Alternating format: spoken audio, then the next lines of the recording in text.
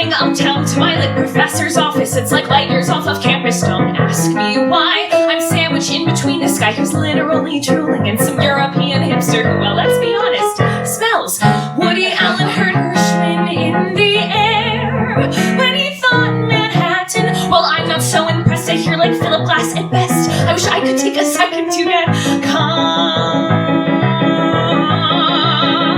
But it's not working because like clearly I'm a magnet for a special breed of psycho who think being a weird's a valuable use of time. And my notebook likes to wander on its own across the city, taking with it my whole thesis, which I need to write like now. I don't remember the law bits getting hives when they took Manhattan. Well, my own diagnosis is I'm creeping towards psychosis. I wish I could find a second to get calm.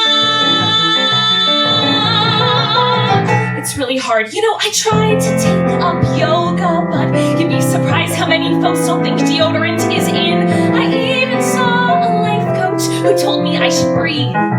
Just breathe. But every time I took in a breath, I visualized that life coach's death. She's having lunch at Cafe Beer, and she's joking and joking and joking and joking until finally she's calm. I'm sorry. Anyways, I get to my professor's and he sits me down to tell me that my thesis on Virginia will feel somehow false. I tell him what I'm working from is not so much a thesis, but the fact that she went crazy, and that feels, well, apropos. My professor just tosses back his head and a dry Manhattan. I wonder which will kill him quicker, the Big Apple or the liquor, when suddenly I panic and I tell myself I must get someplace calm.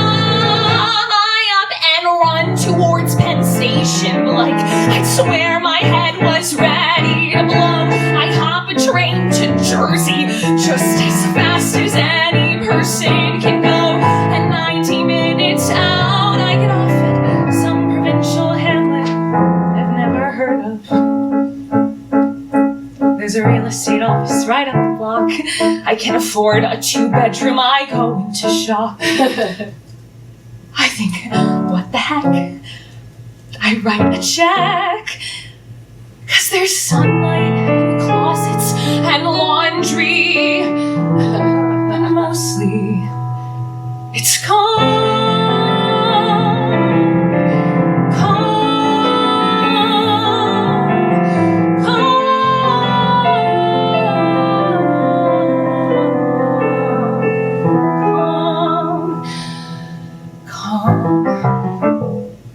Really calm.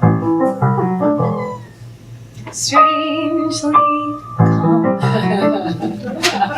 Like Times Square at 5 a.m. Like totally freak me out calm. Like I'm gonna slowly go crazy and pull myself off of the balcony calm. Damn it. So, I tear up my deposit. I head back to Penn Station. Of course, the subway's broken, so I walk 4 miles home. And like 14 hours later, I get back to my apartment with my crazy spastic roommate and a room, well, of my own.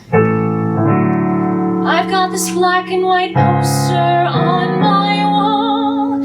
It says my Manhattan, and I give it the finger, but I let my gaze linger, and I notice how the people look like tiny specks of gray, all haphazardly arranged like they were in that Monet.